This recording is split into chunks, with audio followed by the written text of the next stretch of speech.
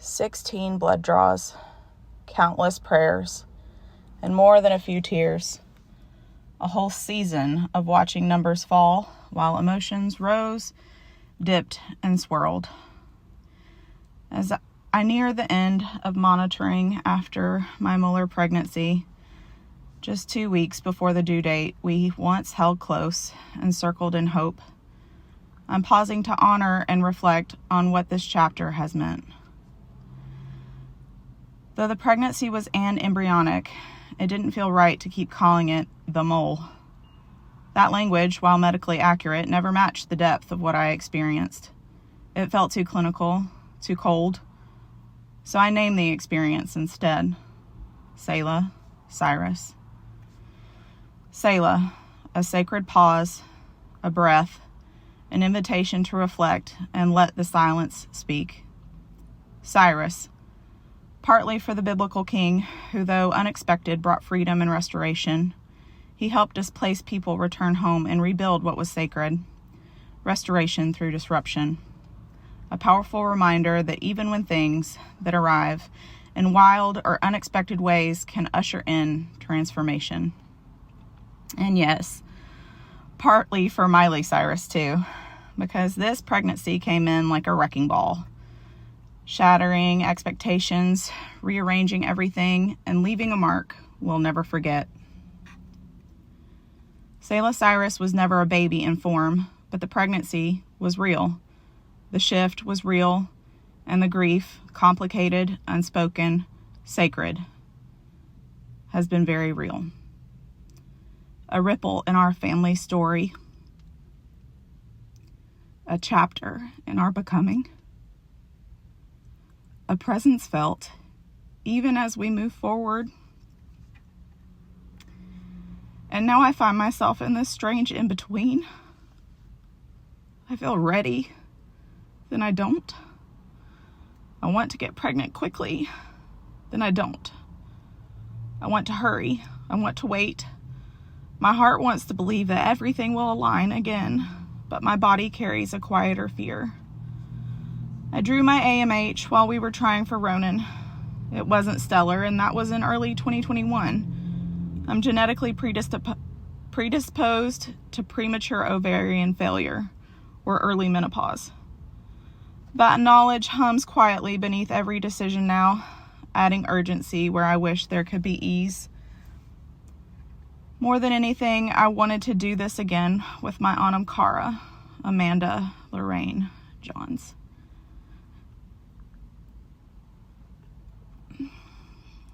Ronan and Desmond are 4 months apart.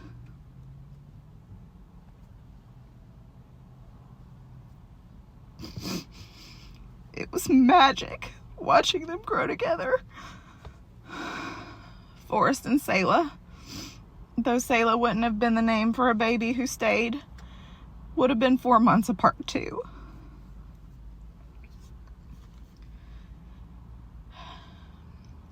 I imagined a second round of side-by-side motherhood. 2 more little besties tumbling into the world just months apart. And when I see Forrest, when I hold him, I don't think there should be a baby for me like this. I don't think that. I just feel sad that our children won't be the same age again. I know it might sound silly, but that timing felt sacred. My niece, my nephew, and Ronan are all spaced exactly 3.5 years apart. This pregnancy would have kept that rhythm. It felt so right in concept, and yet it turned out so painfully wrong in reality.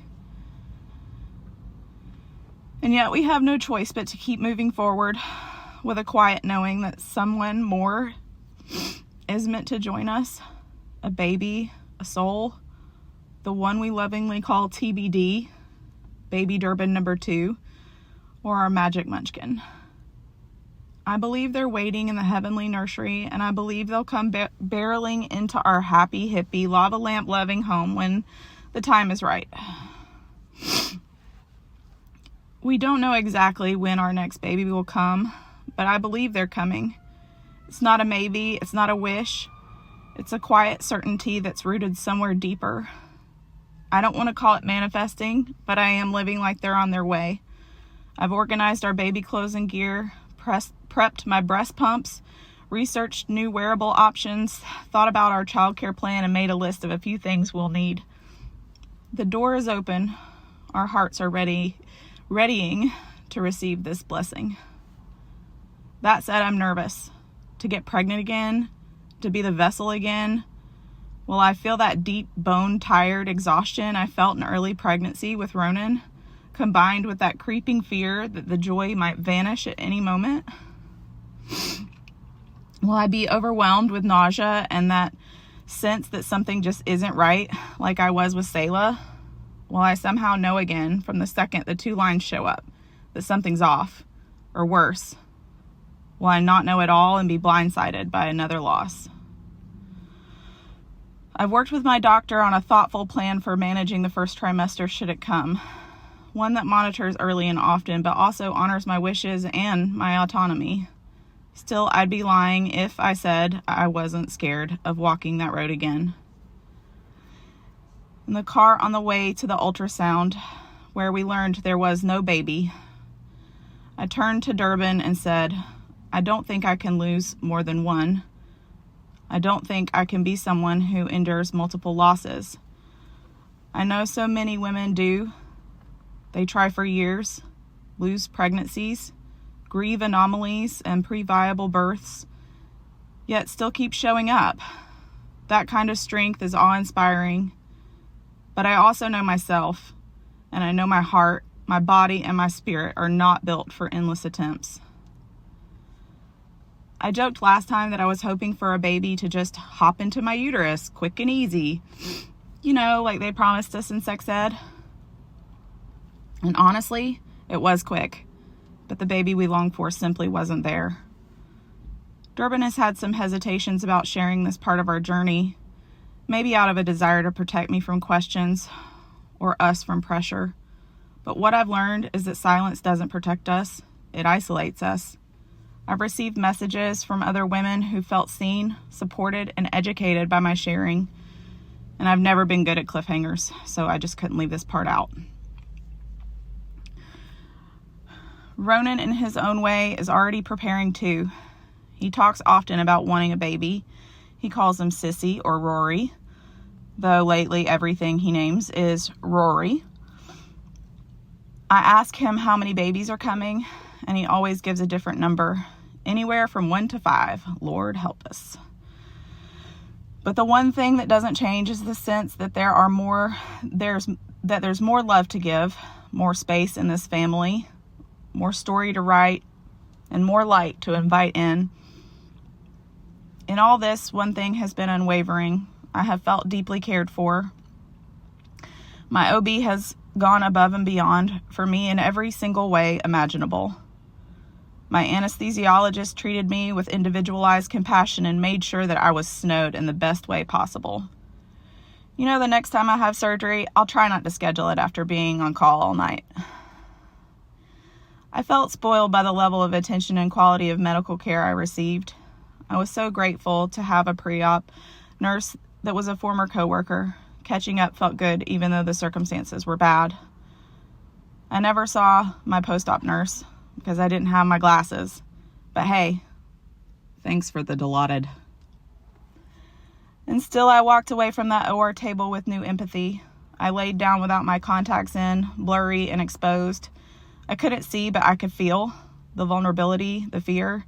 Even though I knew I was in the best hands, even though I understood the plan, the risks, and the sterile familiarity of the room, I was still scared. That moment cracked something open in me as a provider too. It gave me a glimpse of what my patients must feel, the loss of control, a trembling kind of trust, followed by a brave surrender. I sometimes feel that the trust placed in us isn't the kind that comes from authentic peace. Instead, I believe it's often the kind that rises out of necessity, out of desperation. I do my best to show that I'm here with love in my heart. But can you really trust the heart of someone you just met? I guess trust doesn't always spring from knowing someone's soul. Sometimes it's a leap taken in the dark, with nothing but instinct and sheer necessity to guide you. Even the follow-up labs have taught me something. I have every advantage: choice, resources, a car, job flexibility, and still, the monitoring felt like a burden.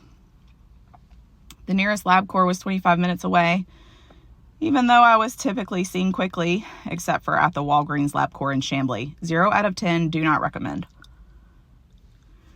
It was a full hour plus interruption in my life, weekly, and then less frequent. I kept thinking, how would this feel for someone without childcare, without transportation, without support, without the ability to take time off? Clearly, compassion and empathy were part of this lesson here too. And yet amid of all of this, I still had life to do. Birthday parties, baby showers, Halloween, Thanksgiving, Christmas, a conference, clinical bound, and an intense professional obligation I just couldn't reschedule. An anniversary to celebrate, 2 jobs to manage, recitals to attend, a child to parent, a husband to love, friends to check on that needed me as much as I needed them, pets to take care of, parents to fight with over maternity clothes. Sorry, Mayor. The hormones were literally driving me crazy. And just to top it off, I really hurt my knee and couldn't walk or bear weight for a while. Thankfully, I healed without needing surgery, and while I'm not 100%, I'm mostly good, because life didn't stop. It just continued, and somehow, so did I. Here's to Selah Cyrus, to the babies we carry in body and in spirit, to the ones we hold and the ones we imagine, to those who shift our orbit without ever touching Earth, and to the souls who are still on their way, wild, radiant, and right on time. Here's to the space in between, where we grieve, prepare, and keep the light on. We're waiting for you, little one, whenever you're ready.